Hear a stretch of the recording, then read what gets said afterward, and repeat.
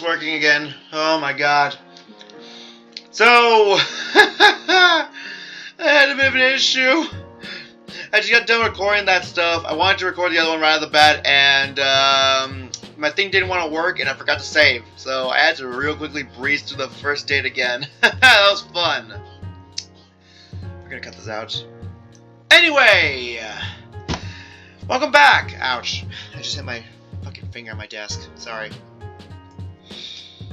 Okay, so you already know what the plan is today. We're gonna go back into Dustin's route again. We're gonna do the second dates. Let's get right into it. Let's not waste any time. I told myself it had been long enough since the last date, regardless of how true that really was. Just like, it's kind of true with how I did the recording too. It's like, I just decided it's long enough, let's just do it. Even though I had to frickin', just echo back to it. Hey Mint, sorry I was a little busy. It didn't take much for me to realize what was keeping him busy when I heard Verov's voice over the phone. That your toy, Dust? Even just hearing his voice was enough to set me on the edge. Ugh! You could probably hear like an audible sigh as I just go, ugh! As I snarled back and swiftly the call became more than muffled shouts, the door being slammed. Bitch. After a moment I heard the phone being lifted again and Dustin's voice. Oh, he dropped the phone. Sorry about that. For us being worse than usual about all this. At this point, I think I seriously need a vacation. Thinking you might want to come along too? There's a great little inlet not too far outside of town.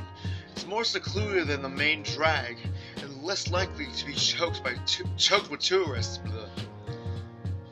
I would make a joke here, but no, let's not do that.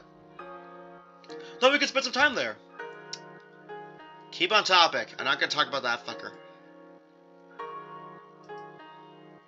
I could use the time away from the house and the job hunt myself. Last year on the beach and soaking up the sun sounds pretty good right by now. It's a date then! Head over to my place when you get a chance. I'm buzzing when you're there. Everything's good to go.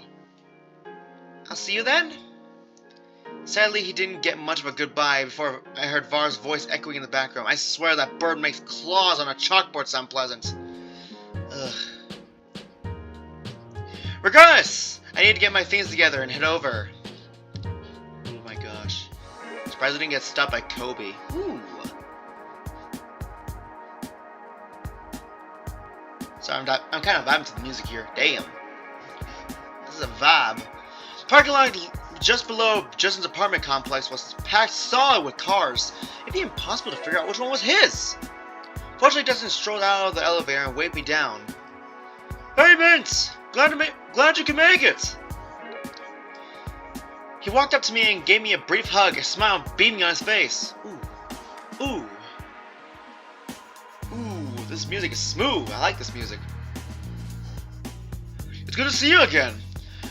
I'm really looking forward to relaxing and getting to know you a little better. His smile turned away, a little predatory as he glanced around the parking lots. But first, we've got a little game I wanted to play. It's called Guess Which One Is Mine. Just below the belt? Sorry. Wait, that made no sense. You know what? Still gonna keep it anyway. It's funny. My bro furred as he laughed. It's just for fun. Which card do you think is mine? Well, I already know the answer to that since the last time. Kind of an odd game, I suppose, but I can humor him. Inconspicuously tucked away towards the back of the lot was an older, powder blue pickup truck. It had seen better days, but there was something comfortable about it. It looked like something I could see him in. Maybe that one? Good call, kid. That's old reliable. The first car I ever bought my own cash after I started at the cafe. Oh yeah, also, you can get the context clues with the fact that he works at a cafe. They don't pay that well. Maybe you know me better than I thought? I mean, you can kind of get the picture of it when you realize that he's in a rut. He's doing the same shit over and over again, and he's stuck at a job that barely pays him. It only pays him in tips. So you can't really expect a guy to immediately get a sports car. I mean, that'd be impossible. Especially if it's on the wage that I'm in too. Yeah, it'd be just as bad. So I wouldn't be able to get a sports card. Anyway, tangent over. He must really like that pickup, considering the amount of work he's likely put into it. Still, it wasn't rickety or anything, just well loved and long lived. Told your stuff in the back, kid. We should get going. It's a bit of a drive out to the beach. I nodded and set my bag in the bed of the truck. I'd noticed he'd already loaded in a couple of folding chairs and a cooler as well as his own things. A black Speedo peeked out of the rucksack he tossed next to the cooler. Oh my god. What are you gonna give that to me, or are you gonna wear that? Because honestly, I wouldn't mind seeing that and you in that. Hop in, kid! Okay, we're just gonna ignore the fact that I just saw that. Alright, cool. Alright. Give me a minute. I need to breathe. For a second there, I thought the clouds were moving, but no, they're not. Dustin wasn't kidding about the beach being secluded. Sheer cliffs of sandstone blocked off access from the main road. The inlet looked like it had been carved out from the underground spout. Still, the sun was in just the right position to flood the tiny beach with the waves were softly lapping at the shore. It was picturesque.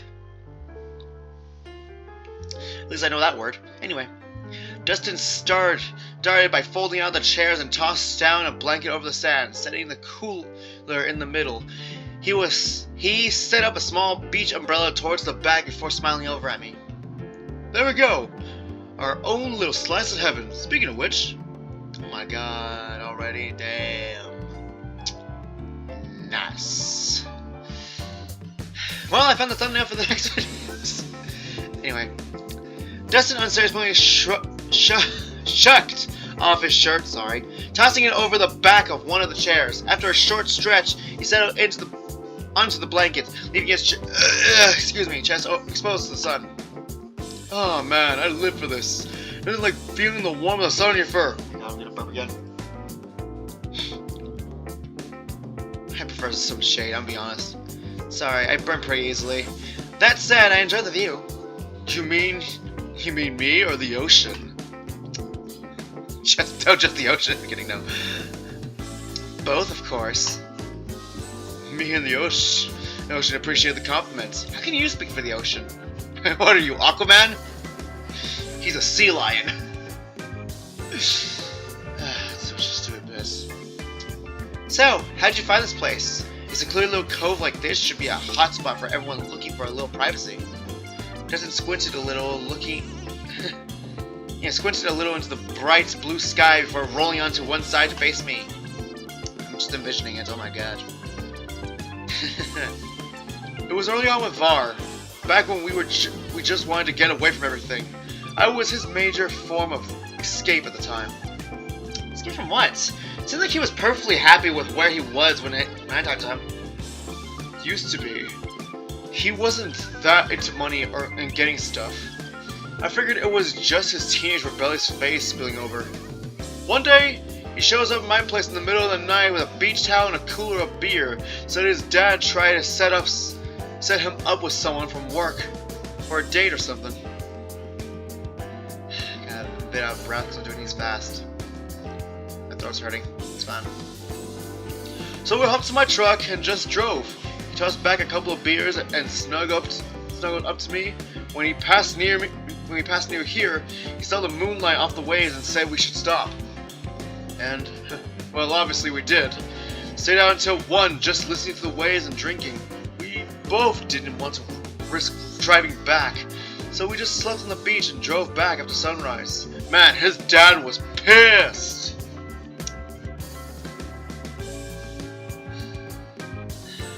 That does not sound like the Var. That doesn't sound like that ignorant parrot I met myself at your place. People change. I see enough at work. Oh, me too. I should have seen it at home too. No shit. Man's like borderline yelling at you anyway. Am I always going to be competing with that memory? I'm gonna cut that early one out. Getting kinda heavy for a relaxing beach trip, aren't you, kid? He keeps coming up regardless. To be honest, I think we're both competing with that memory. Me, seeing what Var is now, and you, coming in at the end of the train wreck that was. But I'll tell you, it's different now. That routine isn't comfortable anymore, and I'm ready for a new one. Oh, that's nice.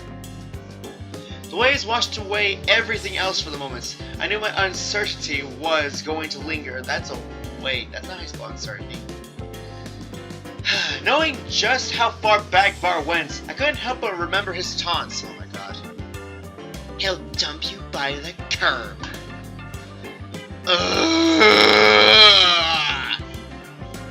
Just want to deck him in the face again. For the moment, no matter what either of us went through, he was willing to share this. Laying in the sun, near the surf, he wanted to take the time to be here with me. That was worth something. You got quiet there for a second, kid. Something on your mind? No, nothing important.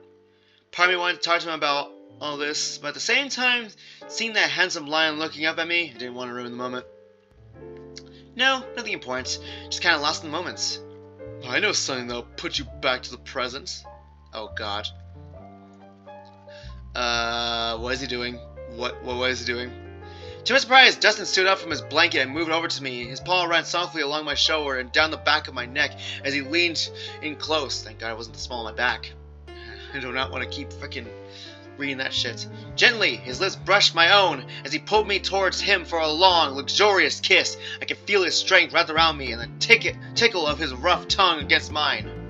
Yeah, he's a lion, so he has like a rough tongue. Ugh. That's something Varoth and I never did here. A new memory that I'm enjoying greatly. Core memory unlocked. I think I made that joke last time. I did the. You know what? I'm not gonna question it. I felt a chill rise from around me. Maybe it was the ocean, or maybe it was my nerves, but I pushed forward into that thick furred warmth and buried my face into his mane. I take it that was a good memory for you too, then.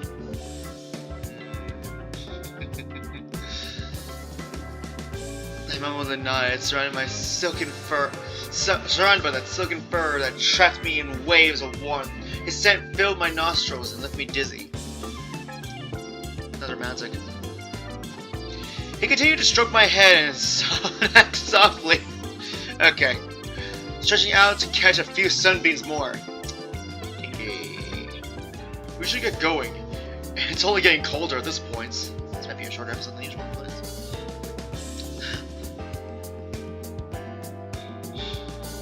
Aw, why'd you have to put your shirt back on? Because, despite my furry hide, I was getting chill. Though, I know you feel cheered at not getting to stare at my chest anymore. That was a weird sentence. I promise this won't be the last time we come here. And the next time, maybe I won't have to have work in the morning. Hopefully we don't see Kobe.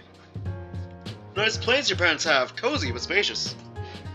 Not quite spacious enough that I get my own room, but my brother and I get along well enough. Well, I suppose this is where I should say good night. Don't want your dad to come out and kick my ass for bringing you home after curfew. I'm an adult, Dustin. Don't be a dick. He grinned at me and leaned in to kiss me on the cheek. Give me a call soon, kid. I don't like to be kept waiting for long. As I waved goodbye, I could feel my eyes turning around and I drew in a deep sigh and I saw who it was. Oh my fucking god. So, who was that? Suddenly I feel like it's going to be a long night. Fuck you, Kobe! Oh my god. I'm out of breath and you're gonna feel it for these next two episodes. Oh, this last episode.